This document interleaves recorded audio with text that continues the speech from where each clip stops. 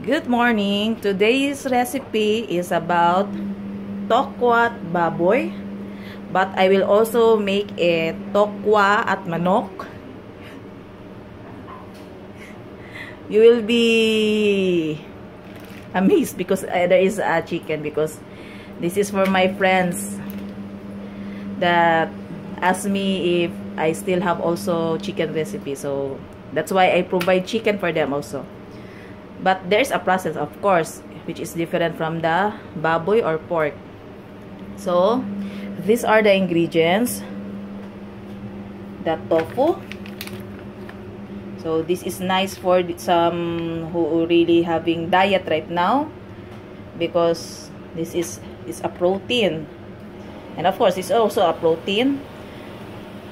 The pork meat, the chicken meat, but I will cook this separate because I'm not allowed to eat chicken here because it is halal, which is I'm not allowed. Then the ginger, garlic, onion, this is black pepper powder, vinegar, and the soy sauce. So these are what we need only. So this is actually a Chinese dish that adapted by the Filipinos, because of actually most of the Filipinos recipe are from Chinese. We adapt, then we innovate, and we have our own, because actually I know this is soy sauce and vinegar is also a product of some Korean and Chinese. This is they are the one who discovered this one, from what I know. So we will make tofu and pork, and I will also later introduce again a way of kangkong, because I buy a kangkong, which is a good partner with this one. Talagang partner, kumbaga. Especially you will go in some Chinese restaurant, they will sell kangkong, adobong kangkong, and at the same time a tofu, because they are perfect together. So I need to fry this one ngayon.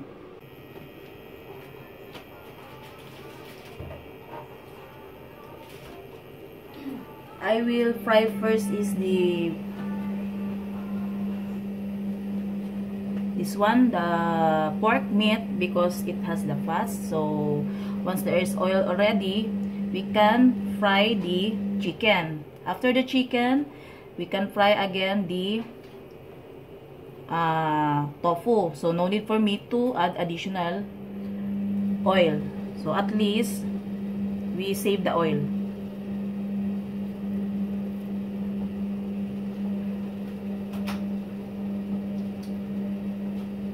But one thing you need to consider, especially if you're using a non-stick frying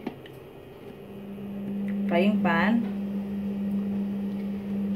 just put a little oil. So according to some, it's a way to, ay, ako, damihan ko pa naman. It's a way to, I will,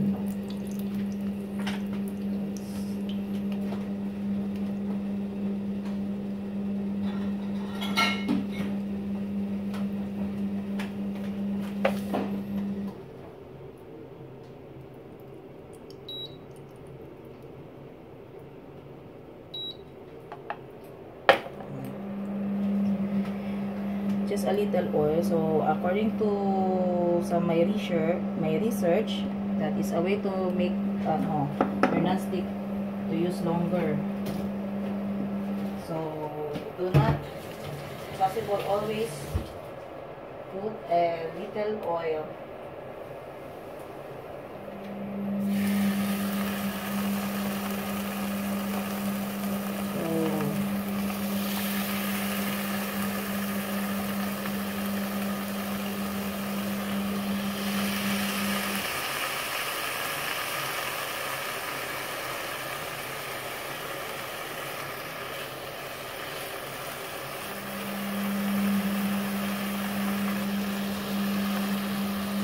Actually, this type of pan is not okay for fat frying, but I will just use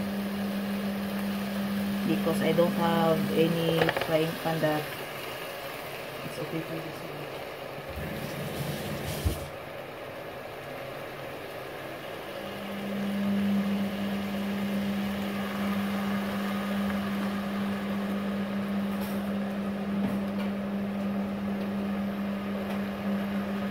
Lumabas agad yung ano.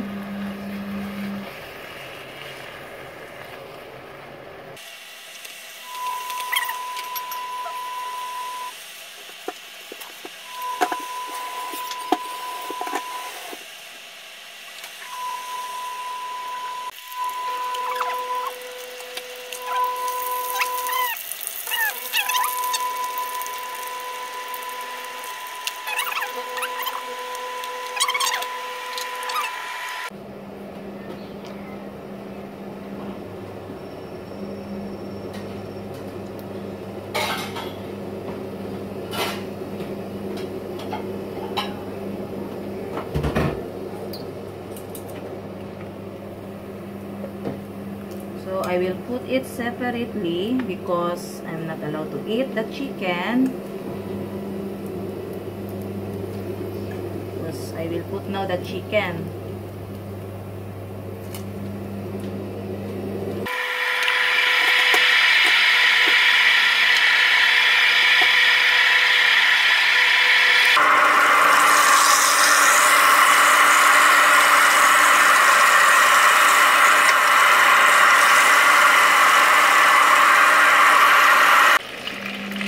I'm not using too much oil. I'm just only adapting the oil of the pork. That's what, and I try to fry it in a low heat because the chicken is still frozen. Then I'm trying to put a slice.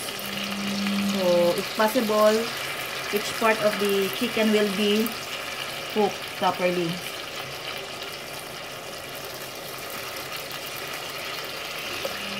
Possible the outcome will be crispy.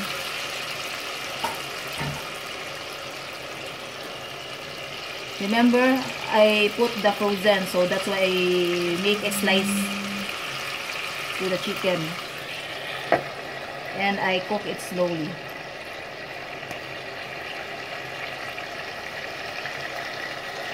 If you have oil, use oil, because this one I just use the pork oil since I also fry a pork meat. But once you are not using also the pork meat, especially in the Muslim, so you have to cook it with if possible load of oil. So this one will be cooked properly and it's really like a fried chicken. One thing to need to consider, if you are using chicken, you have to fry it, as in totally fry if possible, both sides. So that's why I'm doing. The good thing that I use also pork oil, because there is something with the pork oil that really complement later with the soy sauce. But since others cannot use pork oil, so you have to use whatever oil that you can manage. If you have lots of oil with the chicken, much better, because pork oil and chicken oil is really nice with the soy sauce. But the problem, if you're just only how much oil using the chicken, so you will need to use some oil like olive oil. Olive oil is nice. Actually, it's really nice. It's also complement with the soy sauce. So use olive oil if you have. But if you don't have, ordinary oil only, it's okay also, but it's not the same. One thing you need to consider if using chicken, that it will really good with the soy sauce, especially if it is hot. That's only the thing with the soy sauce. That's why it's really complement with the adobo. So you didn't notice that why it is really good in adobo? Because of the oil.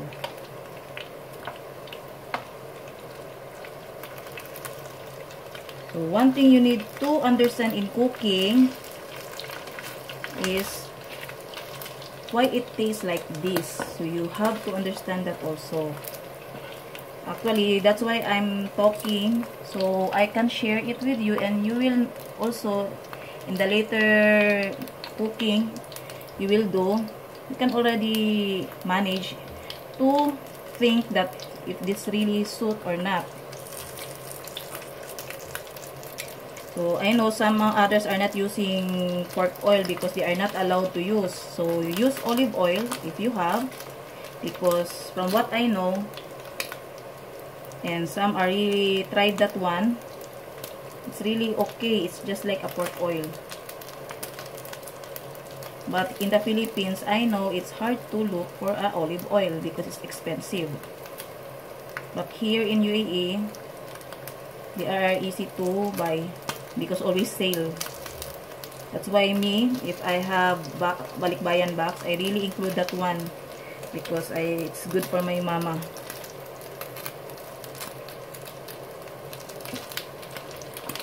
So once this one is totally cooked, the only thing is that my frying pan is not okay because it's so not deep.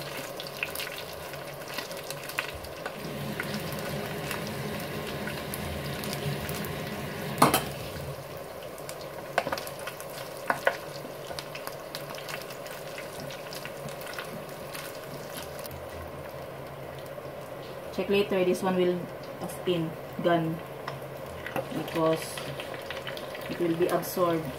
Oh. So one thing you need to know with tofu, so watery during frying. So be patient with that.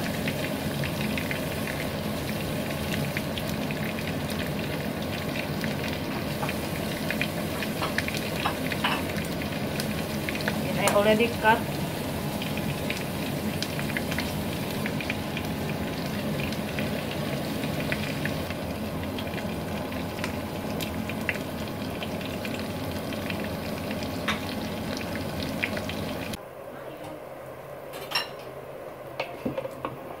So I need to cut this one.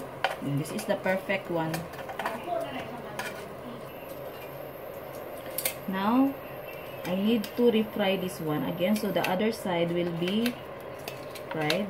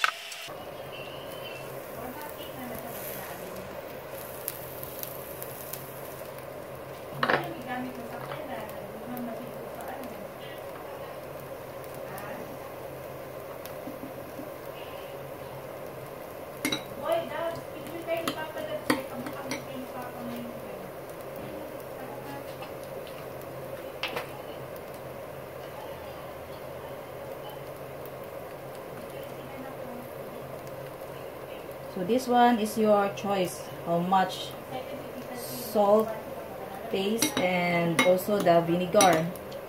So you will be the one to adjust. So this is for me, this is. If you have lemon or calamansi, better.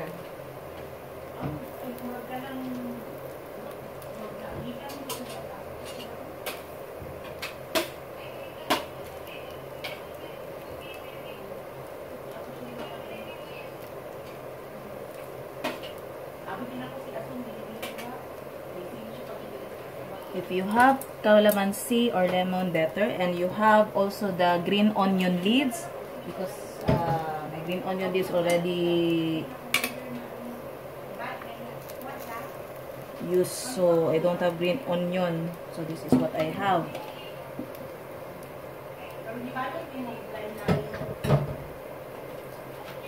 So I will do first the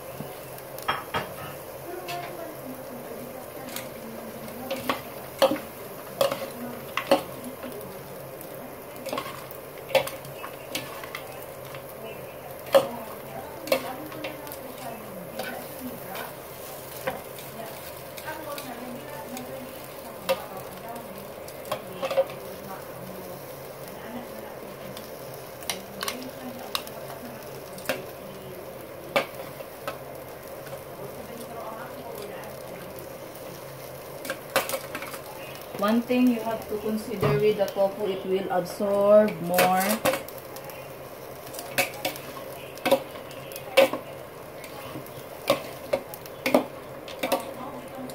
This one will absorb more vinegar, and so that's why you need to already to mix.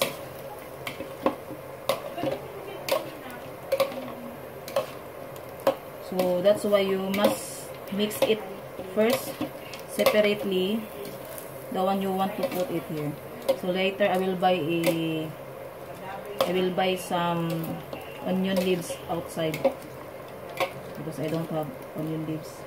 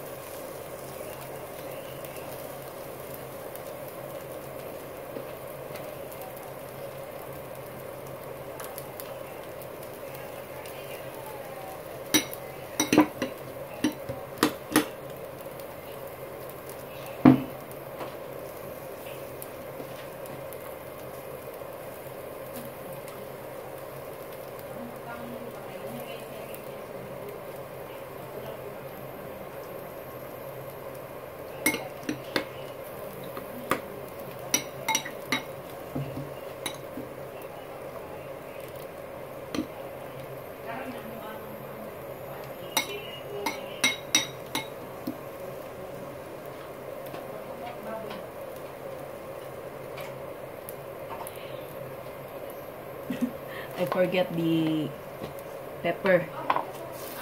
Don't forget the pepper.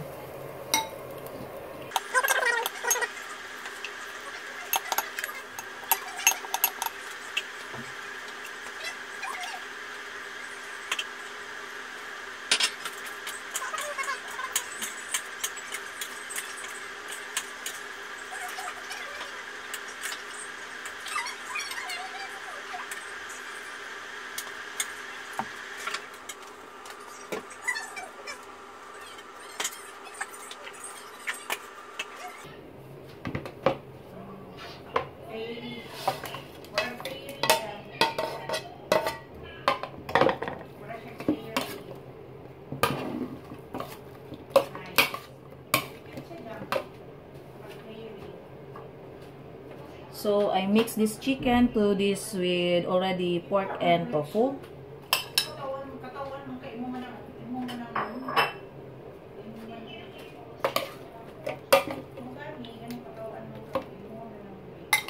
Now this one.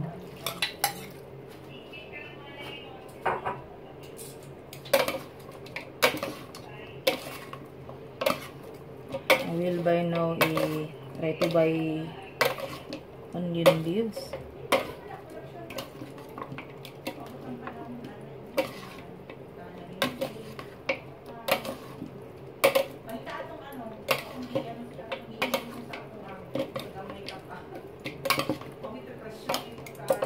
So why too many? Because I will not eat rice. I will just try to eat the tofu. So this is the pork alone and this is with the chicken.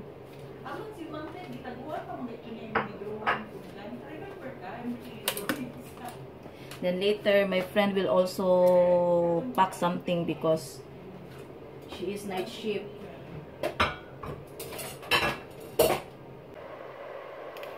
So we are done with the tofu. So this is my fiber. Although the tofu is also have fiber because it's from beans, but this one, at least green leafy, that is really a good source of fiber.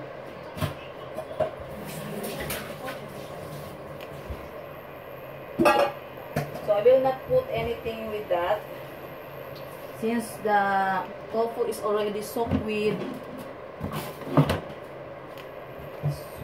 already with the soy sauce and the vinegar.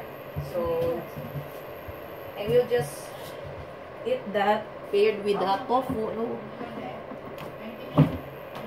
So I will just wait that until it will be cooked. So I will not put anything.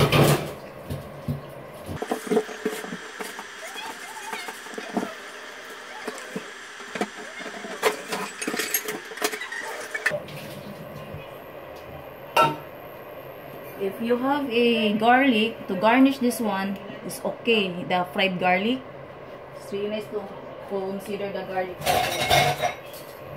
That is what the chowking do. So they will pair this one, but they will include this one to the just like that. Do not overcook when it comes to green leafy. Just wait and it will totally. I already turned off.